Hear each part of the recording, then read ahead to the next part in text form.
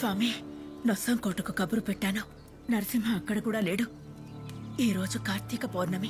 తనే కొండ మీద దీపం పెట్టాలి. గుర్తుందో లేదో?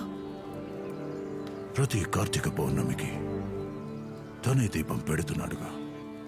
ఈరోజు కూడా తనే వెలిగిస్తాడు.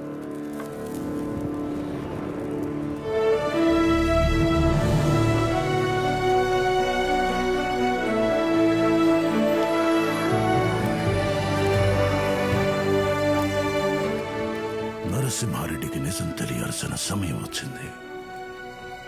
రేపే యజ్ఞానికి సిద్ధం చేయండి.